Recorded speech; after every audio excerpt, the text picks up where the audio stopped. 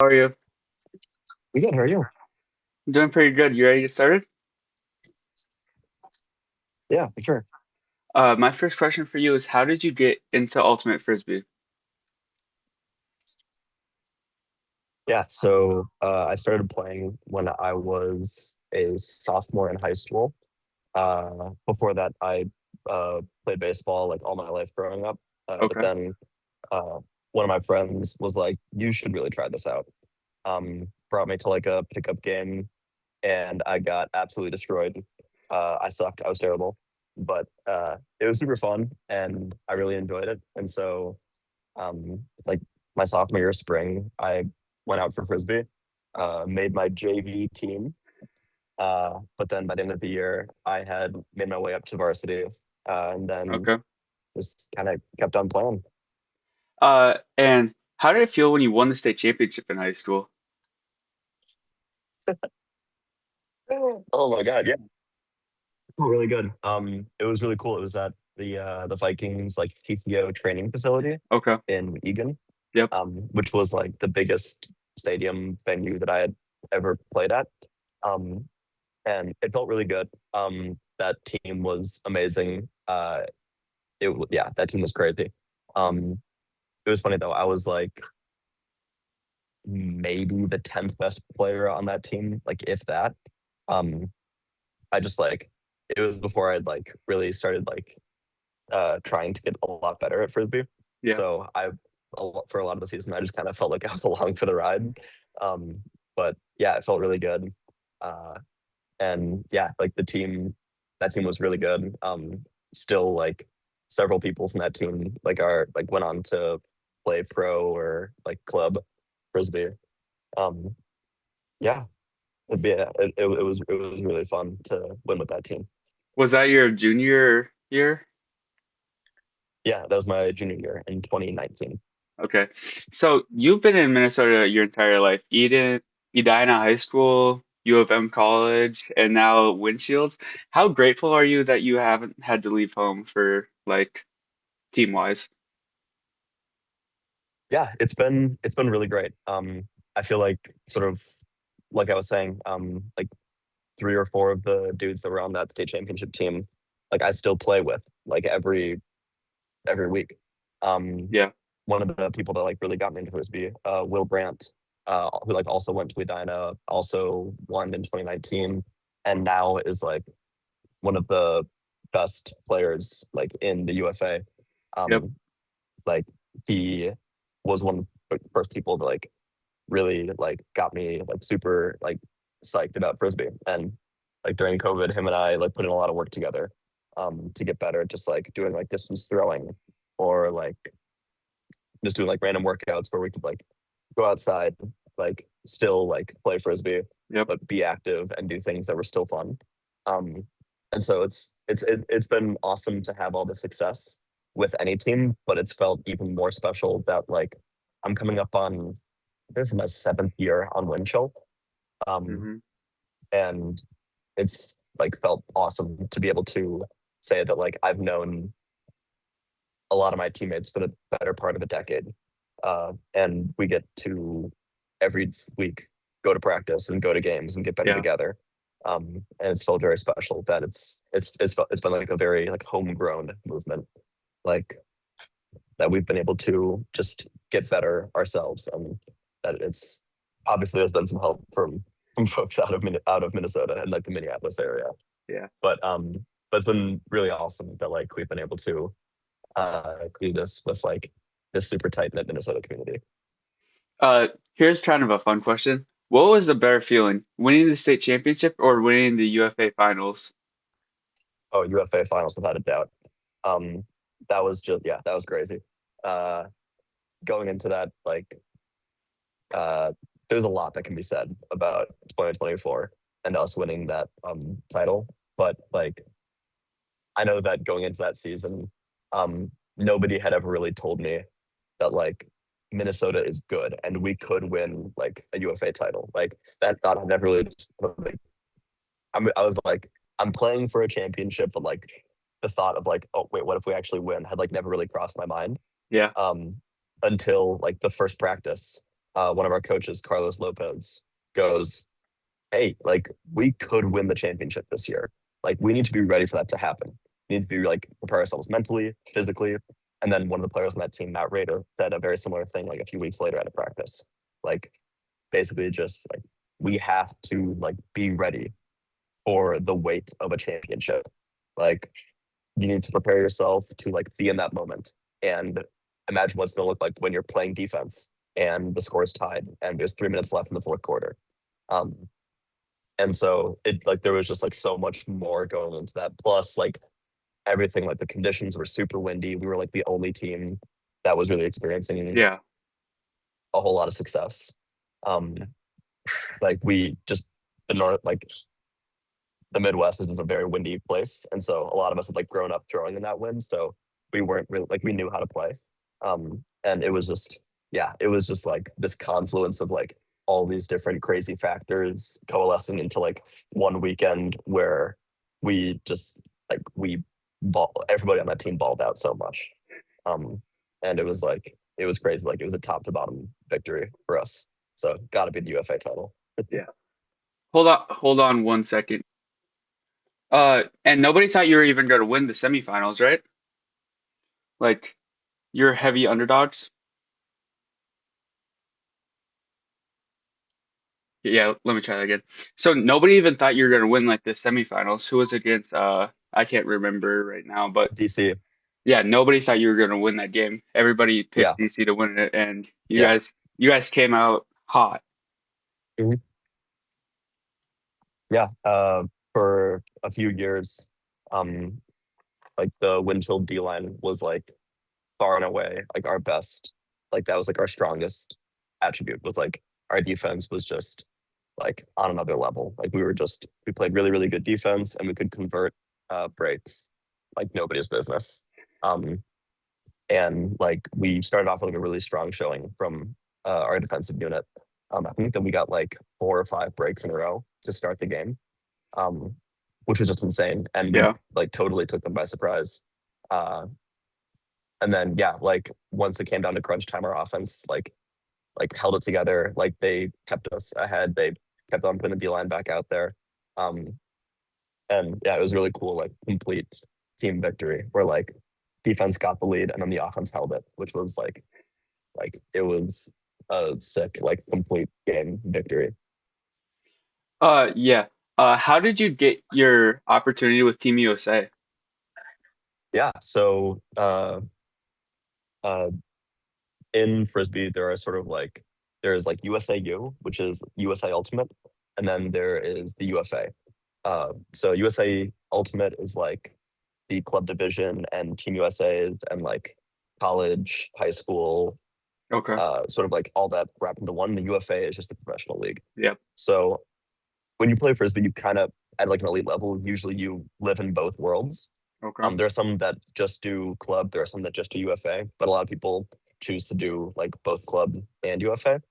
Um, and so Team USA was through, like I said, USAU, but there are like there's like a U20 team, a U24 team, and an adult team, as well as like masters, grandmasters, but we don't have to get into all that. There's a lot of like hierarchies Yeah. and yeah, you kind of have to be in the system to know what's going on a lot. But the process for making Team USA is you apply for a tryout. Okay. Um, I applied for a U20 tryout when I was in high school. Did not get a tryout, which like I was like a nobody. I was like the 10th best player on like a high school team that went to national. Like there was no way that I was getting a tryout. But after my sophomore year of college, I played really well at college nationals that year. Submitted my application for a tryout. Got a tryout. This is in 2022. Um, so then the tryout was in California in the fall of 22. It was just 2 days where you play 8 hours of frisbee per day, Okay. with some of the best players in the country.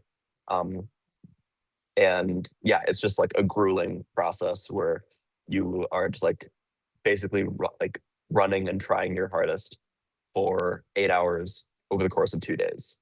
Oh, sorry, for 8 hours per day for 2 days. and it's like all against the best young players. And it was, yeah, it's a crazy process. Um, Going into it, I knew that like my offense was not good enough to get me on the team like alone. And so very early on, I was like, I'm gonna make this team as a defensive player. They only take like 3 dudes per year, like 3 players for each team that are like only for offense. Yeah. And I knew that I was not gonna be like I'm just not like at that point I was not that good at offense. And so I was like, okay, so I have to play really good defense. So I like purposefully sought out like the hardest matchups, took it all like super seriously, like tried my very hardest. Like basically just gave it my all, was like super high energy the entire tryout.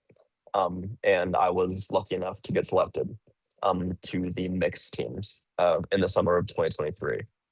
And mixed frisbee is just basically co-ed, so men and women, or like uh, man matching players and women matching players playing together. Okay. Um, and I'd never done that before. I'd never played mixed frisbee, so that was like its own unique challenge. Yep. Um, the only other mixed frisbee that I'd ever played was like backyard pickup at my college, which was just like the competition between that and like Team USA. Like it was a bit of a step up for me. Yeah. So there was like a sharp learning curve. Uh, but yeah, it was super fun. Like that team is still very, very special to me. And then 2 years later, I came back. I was still less than 24 years old, so I tried out again. Made it this time on the open team, so Okay. it's only man matching players. And again, had an amazing experience. Like this time, my really good friend Will made the open team with me, and uh, one of I think like the coolest pictures that I have of me playing frisbee is I caught the game-winning goal Okay. for the gold medal for that open team, and the first person that's there is Will, and like both of us are like so stoked, and like we're like both jumping up in the air, like giving each other a big hug before like going off and celebrating with everybody else. Um, but yeah, like that was a super special team as well. So yeah, it's just like a super long process, and those teams are really hard to make. But I was fortunate enough to get on 2 of them, um, and yeah, it was a really fun time. Is that what got you on the windshields radar, or was that through something else? Yeah, so Will and it's I keep on referencing Will, but like our journeys are kind of like intertwined. Will and I both tried out for Wind Chill when we were actually seniors in high school, so we were both Okay. 17. We made the practice roster as 17-year-olds, um, and that was during COVID. So like winter going into spring of 2020, we were practicing with Wind Chill, and like both of us were just like, or at least I won't speak for him. Maybe he was like super fine, but like I was completely out of my element. I was like, this is so hard. Like everything is so like complicated. But like I tried out and made Wind Chill in 2020 on the practice squad, and then tried out again in 2021, made the practice squad, then got bumped up to the team about like halfway through the season. Will was a roster player off rip in Okay. 2021. Um, and yeah, just like so like I had been playing for Wind Chill for 2 or 3 years by the time that I made Team USA. Um, but yeah, like one of the funny like memories that I have from Wind Chill is like my first ever practice.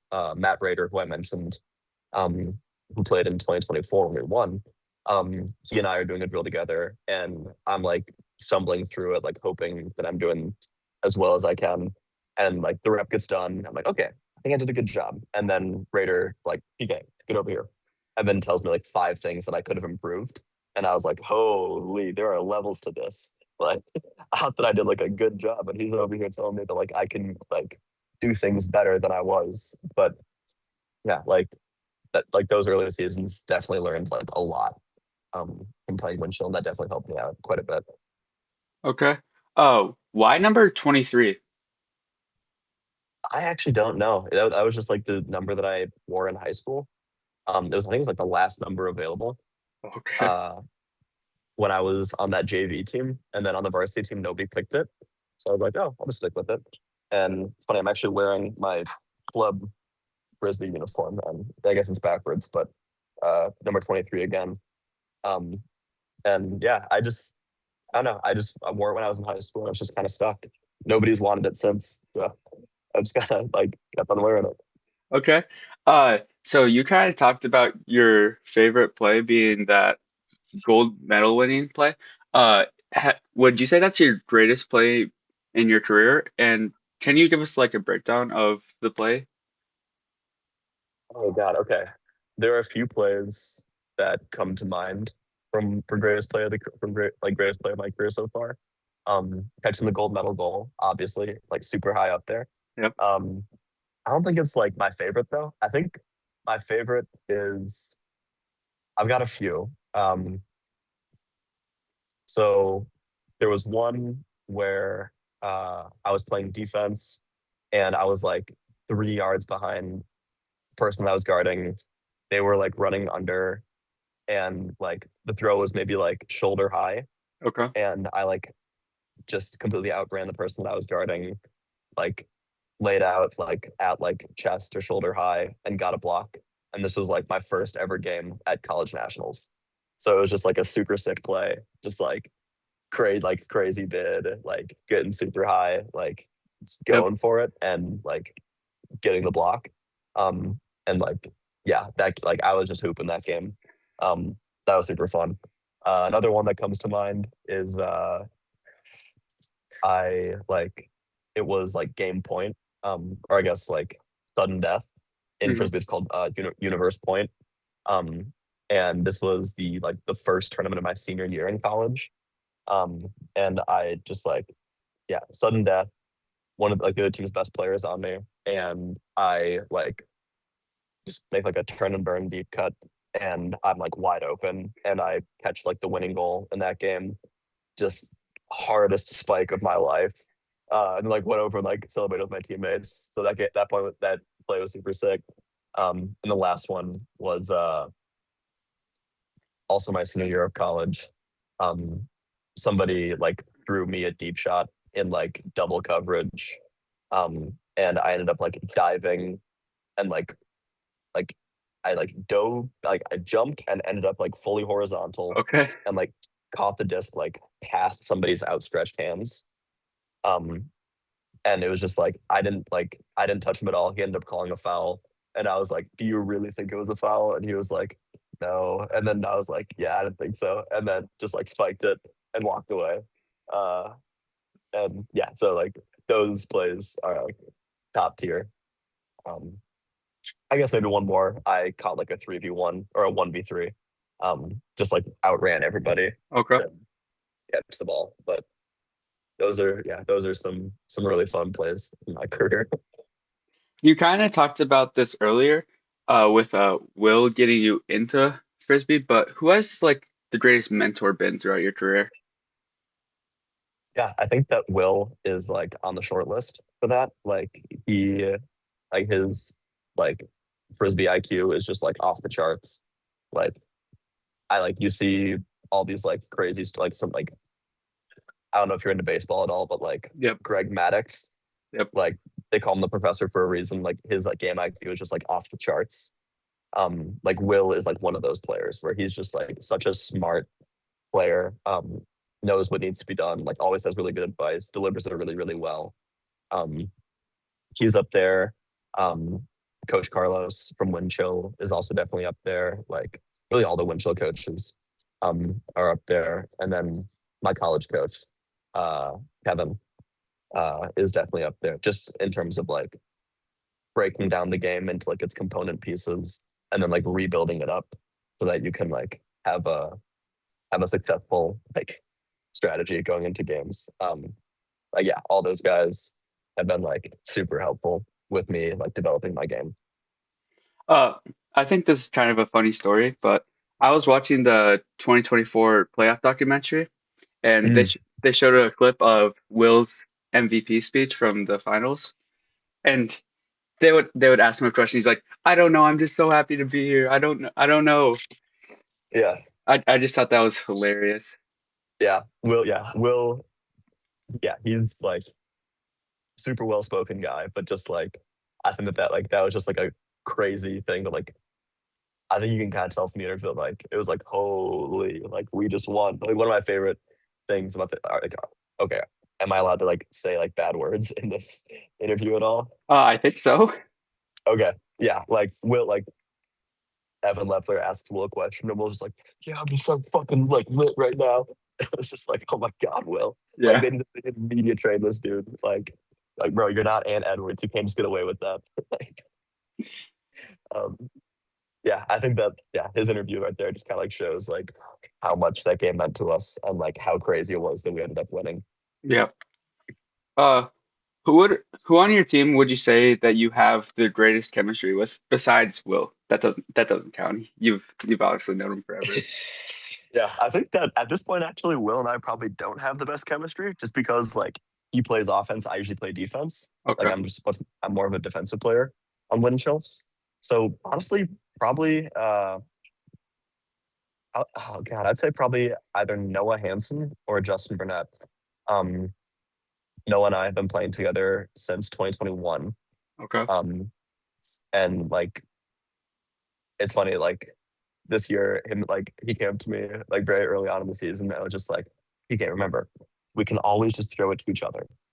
And I was like, you're right, Noah. Like we can always just do that. Like we can always I'll find you, you'll find me, and it'll be great. Hmm. And so I think this year he's thrown me like 5 or 6 goals. I've thrown him a handful of goals. Like we just like we'll dink and dunk a lot together. And then with Justin, like he's just such a dynamic and athletic player. Like he just always finds a way to get open. Yeah. I'm like, oh, like I can just like throw it to Justin. Like he'll be open. Um, yeah, probably one of those two dudes. Plus, I've spent the last 2 years playing with both of them on D line. Uh, I feel like we already know the answer to this, but would you consider yourself more of an offensive or defensive player? Um, for Winchell, definitely defensive. I've spent like the last several years playing on the D line, but definitely like if we get like if we get broken, I'm like one of the first people that gets like called out to go play offense. Um, and so I've really kind of pride myself on being like a very polished player on both sides of the ball. Uh, Yeah. just like I feel like I'm like I don't know, like I'm like a solid defender and like also a pretty solid offensive player. Yeah. Um, like this year, I like had a goal to get like over 10 blocks, and I ended up getting like a triple double on the season. I had over 10 blocks, assists, and goals, and like didn't Yep. have very many turnovers. And so like I think that definitely is a testament to like my ability to be successful on both sides of the ball. But Okay. Winchell definitely more of a defensive player. I spend a lot of time out there chasing people around, trying to get blocks. Uh, Growing up, did you ever think that you would be here today, like at all? Um, no, I didn't know what frisbee was until like I was like 14 or 15. Um, and so like even then, like I didn't realize how serious people took it until I was like 16 or 17. Um, and then I didn't realize that I could get to that level until I was like 19 or 20. And so it was just like very like slow like progress. Yep. Um, but just I don't know. I like made the decision pretty early on that like I really like this, and the frisbee community has been like super awesome, and I really enjoy like spending time in it and like trying to get better at it. Yeah. And so like pretty early on in my career, I was like, I want to see where this goes, and I got like I don't know. It's taken me all over the U.S. It's taken me to England and Spain, and like I've thrown a frisbee on 3 different continents. Like not a whole lot of people can say that. Yeah. Uh, yeah, the last one being Asia. Like brought a frisbee with me when I went to Hong Kong, and like Okay. that was crazy. Uh, but yeah, just like super fun. Like it's been super fun, and like I've been trying very like I always try very hard to not like psych myself out or like put any expectations on myself and just kind of try to have fun. Hmm. Um, there's like a I'm not sure if you followed the Winter Olympics this year, but I think that like Alyssa Liu is like an unbelievable competitor. Like Okay. she just has like crazy good mental like focus for figure skating, and like that's the attitude that I want to bring to it. Just I'm gonna play I'm gonna do this thing as well as I Yeah. can, and I'm gonna have so much fun doing it. And like at this point, that's really all I'm focusing on is just having fun. Okay. Uh, what do you like to do for fun when you're not playing Frisbee? It's funny, I actually just got done rock climbing. I Okay. love like bouldering. I don't really spend that much time outside just because I don't really have any of the gear, Yeah. but I love like rock climbing. I really like reading. I've been doing a lot of reading this summer. Um, I guess this maybe isn't like the funnest thing ever, but like I'm like super into like the medical field. I'm about to start med school at the U of M. Okay. Um, and so like I do like some volunteering with a lab on the U of M campus. I worked there for like 2 years doing cancer research, and this summer I've kept on coming in, just like kind of saying hi to them, like doing like cancer research. I like doing that. I also love biking. Just like being outside in any capacity is pretty high on my list. No video games for you? I was never super into them. The video game that I had the most playtime on was probably like the Kung Fu Panda video game for Xbox 360. Like, I'm not, I'm not quite a gamer like that. Um, like I'll play Minecraft every once in a while, but like I don't know. I usually like spending time like watching movies or hanging out with friends outdoors Okay. more than like playing video games. So my last question for you is, what is some advice you would give to someone trying to get into Frisbee, Ultimate Frisbee? Yeah, I would say like if like just check to see if there are any like high school, college club teams in your area, and then just like send an email. Like Frisbee people are like super welcoming. They like want to introduce more people to the sport. Um, and yeah, like uh, I would say like if you live in Minnesota, like there's a bunch of really good opportunities. If you're a high schooler, like the Minnesota High School League is like super big. It's growing a lot. In both like the boys and girls divisions. There's also like middle school programs out there. And then like once you do it, just like do it as much or as little as you like. Like Yeah. you don't have to like take it super seriously. You can just kind of like pick up with some people, play maybe like once a week, or you can practice 3 or 4 times a week, go to the gym the other few days of the week, and grind super hard and like try and get as good as you can. Um, there are like all those different levels are available pretty easy for Frisbee. So like just like get on usaultimate.com or like Minnesota Ultimate and just like see if there's anything in your area because the chances Okay. are there probably is. Oh, well, that's all I've got for you right now. Thank you. Thank you, Paul. Yeah, dude, of course.